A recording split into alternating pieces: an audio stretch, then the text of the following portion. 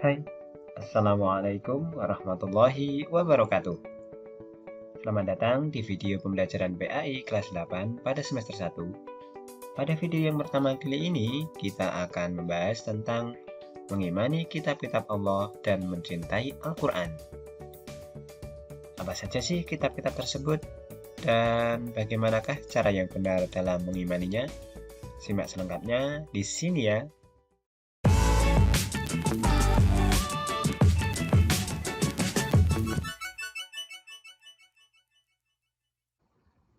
Mari kita renungkan sejenak, apa jadinya apabila kita menaiki kendaraan di jalan, namun tidak memiliki tujuan yang jelas.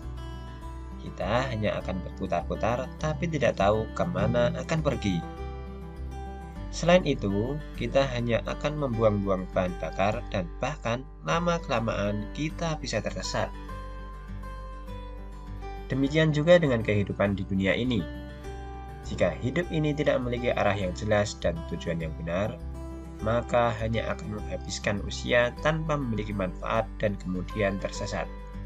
Oleh karena itu, Allah menurunkan kitab-kitabnya untuk menjadi pedoman ke umat manusia.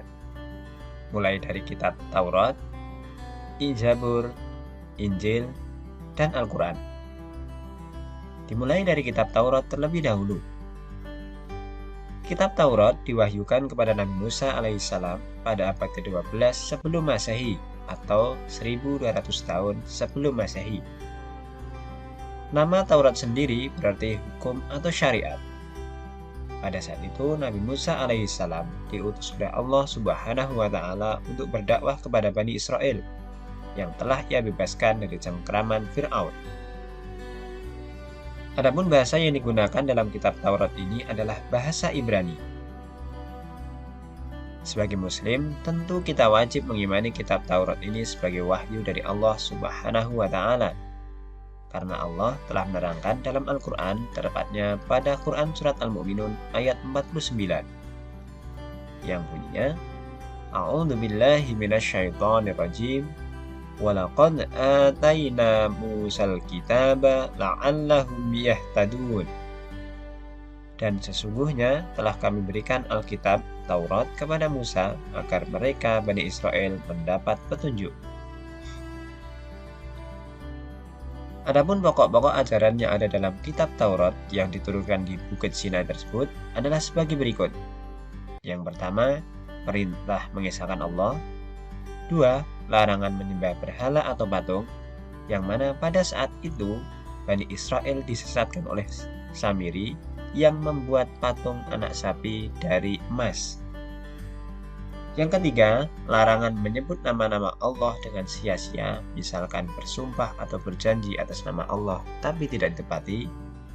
Yang keempat, perintah mensucikan hari Sabtu, perintah menghormati kedua orang tua, larangan membunuh sesama, larangan berbuat zina, larangan mencuri, larangan menjadi saksi palsu, dan larangan mengambil hak orang lain.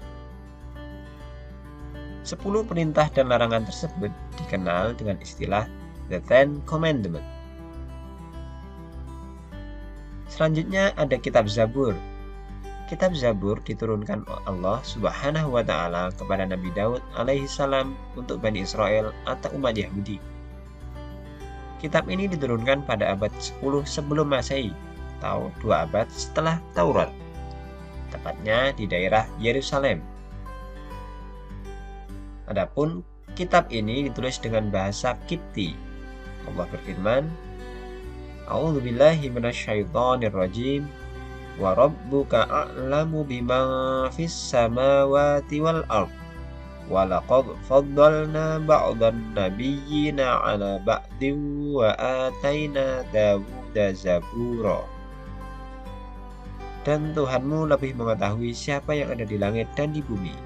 Dan sesungguhnya telah kami lebihkan sebagian nabi-nabi itu atas bagian yang lain. Dan kami berikan kitab Zabur kepada Daud. Quran Surat Al-Isra ayat 55. Setelah kitab Zabur, turunlah kitab Injil. Kitab Injil diturunkan kepada Nabi Isa alaihissalam pada permulaan abad pertama Masehi, atau 11 abad setelah kitab Zabur diturunkan. Kitab Injil sendiri diwahyukan di daerah Yerusalem dengan bahasa Suryani dan diperuntukkan bagi Bani Israel, lagi-lagi Bani Israel. Perlu kita ketahui bahwa Bani Israel merupakan bangsa yang dianggap paling cerdas di dunia, namun ternyata juga paling ngeyel. Keterangan tentang kitab Injil ini terdapat dalam Quran Surat Maryam ayat 30. Allah berfirman, Qala inni abdullahi ataniyal kitaba wa ja'alani nabiyya. Berkatalah Isa, sesungguhnya aku ini hamba Allah. Dia memberiku Alkitab Injil dan dia menjadikan aku seorang nabi.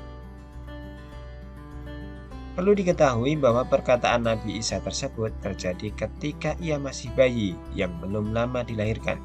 Yang ini menjadikan ia sebagai salah satu mukjizatnya, bisa berbicara ketika masih bayi. Nah,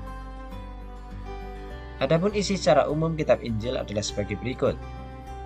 Pertama, perintah kembali mengesahkan Allah Subhanahu wa Ta'ala. 2. Membenarkan keberadaan kitab Taurat. 3. Menghapus beberapa hukum dalam kitab Taurat yang tidak lagi sesuai dengan perkembangan zaman. Yang keempat, menjelaskan bahwa kelak akan datang kembali Rasul setelah Nabi Isa alaihissalam, yaitu Nabi Muhammad Shallallahu alaihi wasallam. Di samping ada di kitab Injil, penjelasan ini juga terdapat dalam kitab Taurat. Kitab yang terakhir adalah kitab Al-Quran. Kitab Al-Quran merupakan kitab yang diturunkan Allah Subhanahu wa Ta'ala kepada Nabi dan Rasul kita yang terakhir, yaitu Nabi Muhammad Shallallahu alaihi wasallam. Al-Quran sendiri diturunkan pada abad ke-7 Masehi, yaitu sekitar 611 sampai 632 Masehi. Al-Quran diturunkan sebagai penyempurna dan pembenar bagi kitab-kitab sebelumnya. Allah berfirman, A'udzu billahi minasyaitonir rajim. Nazzala 'alaikal kitaba bil haqqi musaddiqan lima baina yadayhi wa anzalat taurata wal injil. Dia menurunkan Alkitab Al-Quran kepadamu dengan sebenarnya, membenarkan kitab yang telah diturunkan sebelumnya dan menurunkan Taurat dan Injil.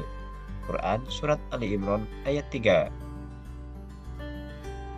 Adapun secara umum, ajaran pokok yang terkandung dalam Al-Quran adalah: pertama, ada akidah atau keyakinan, yaitu hal-hal yang berkaitan dengan keyakinan, seperti mengisahkan Allah dan meyakini malaikat Allah, dan lain sebagainya.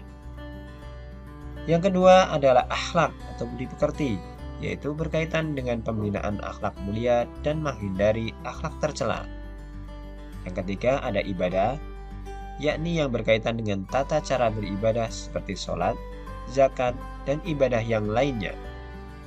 Keempat, ada muamalah, yakni berkaitan dengan tata cara berhubungan kepada sesama manusia. Dan yang terakhir, ada tarikh atau sejarah, yaitu kisah-kisah orang-orang dan umat terdahulu. Nah, itulah tadi 4 kitab Allah yang diturunkan sebagai petunjuk bagi umat manusia. Namun, selain 4 kitab tersebut, ada satu lagi yang disebut dengan suhuf. Apa itu suhuf? Suhuf yaitu lembaran-lembaran terpisah yang berisi wahyu dari Allah Subhanahu wa Ta'ala. Suhuf memang tidak tertulis secara rinci dan juga setebal kitab yang 4 tadi, melainkan suhuf hanya berupa lembaran-lembaran yang isinya memang benar-benar wahyu dari Allah. Hal ini tercantum dalam Quran Surat Al-A'la yang bunyinya, Inna hadza lafis suhufil ula suhufi Ibrahim wa Musa. Sesungguhnya ini terdapat dalam kitab-kitab yang dahulu, yaitu kitab-kitab Ibrahim dan Musa. Quran Surat Al-A'la ayat 18-19. Secara rinci, suhuf yang diterima oleh Nabi Ibrahim sejumlah 10 suhuf, Nabi Musa menerima 10 suhuf. Yang menjadi pertanyaan selanjutnya adalah, bagaimana cara yang benar dalam mengimani kitab-kitab tersebut? Cara yang benar untuk mengimani kitab-kitab tersebut plus suhuf tadi, yang pertama, kita meyakini dengan sepenuh hati bahwa kitab-kitab tersebut asalnya dari Allah Subhanahu wa Ta'ala. Kedua, Boleh mempelajari kitab-kitab Taurat, Zabur, Injil, namun tidak untuk diamalkan. Karena dalam Islam, kitab-kitab tersebut sudah tidak berlaku semenjak turunnya Al-Quran. Yang ketiga, wajib bagi umat Islam untuk bisa membaca, mempelajari, dan mengamalkan isi dari Al-Quran. Karena ini adalah pedoman hidup dan arah tujuan kita di dunia ini. Yang keempat, meyakini bahwa Al-Quran terjaga kemuliaannya hingga akhir zaman atau kiamat. Allah berfirman, "Inna nahnu nazzalnal dzikra wa inna lahu lahafizun." Sesungguhnya kamilah yang menurunkan Al-Quran dan sesungguhnya kami benar-benar memeliharanya. Quran Surat Al-Hijr ayat 9. Nah, itulah cara mengimani kitab-kitab Allah yang sudah diturunkan sejak zaman dahulu hingga sekarang. Semoga video kali ini memberikan manfaat untuk kita semua. Sampai jumpa di video berikutnya. Wassalamualaikum warahmatullahi wabarakatuh.